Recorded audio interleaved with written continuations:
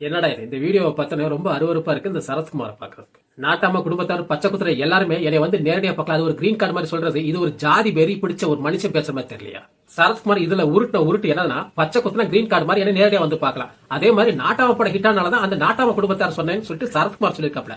அதே நாட்டாம படத்துல ரொம்ப ஹிட்டான என்னன்னா நாட்டாம டீச்சர். அப்ப எல்லாருமே நாட்டாம டீச்சரை வந்து நெத்தியில வந்து நாட்டாம டீச்சர் குடும்பத்தார் அப்படின்னு சொல்லி போட்டு சுத்தலாமா? இது படத்துக்கு ப்ரொமோஷனா இல்ல ஜாதிக்கு ப்ரொமோஷனா? நான் எந்த ஜாதி வெறி பிடிச்சவங்களை பார்த்தாலும் உடனே கேள்வி கேட்பேன். ஏன் கேள்வி கேட்பேன்னா, ஜாதிகளே இல்லடி பாப்பான்னு சொல்ல பாரதியோட பாடல்கள் என்னைக்கும் எனக்கு ரொம்ப பிடிக்கும்.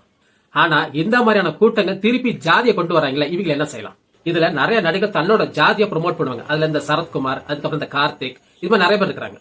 சரத்குமார் நாடார் சமுதாயத்து பெருமையை பத்தி பேசணும். அது உங்க குடும்பத்துக்குள்ள ஒரு 4 செவத்துக்குள்ள வச்சுக்கோங்க.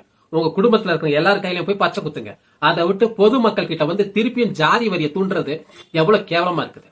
இந்த சரத்குமார் மாதிரி தான் நிறைய பேர் ஜாதி கட்சி ஓபன் பண்றாங்க. ஆனா ஓபன் பண்ண எல்லாத்தையும் பார்த்தா நீதி, நியாயம், நேர்மை, அதுக்கப்புறம் சமத்துவம் இப்படி சொல்லி ஒரு எக்ஸ்ட்ரா ஒரு பேரை வச்சுப்பாங்க. ஆனா உள்ள இருக்கிறது எல்லாமே அவங்க ஜாதிக்காரங்க தான். இன்னைக்கு ஹைகோர்ட் ஜட்ஜ் என் ரமேஷ் அவர்கள் வந்து தெருவில் இருக்கிற எல்லா ஜாதி பேர் எடுங்க, ஏன்னா சமத்துவத்தை உருவாக்கும்னு சொல்லியிருக்காரு. ஆனா உள்ளுக்குள்ள எல்லாருக்கும் அந்த ஜாதி வெறி இருக்கே, அதை எப்படி எடுக்கலாம்?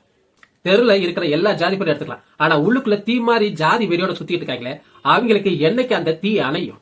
என்னைக்கு ஜாதி வரியும் மத வரியும் என்னோட நாட்டை விட்டு போகுதோ அன்னைக்கு தான் என்னோட மக்களுக்கு சுதந்திர கட்டு கிடைச்ச மாதிரி. அது வரைக்கும் இந்த மாதிரி மனுஷங்களை பார்க்கும்போது மகா கேவலமா இருக்கு. அதுல சரத்குமார் மகா மட்டம்.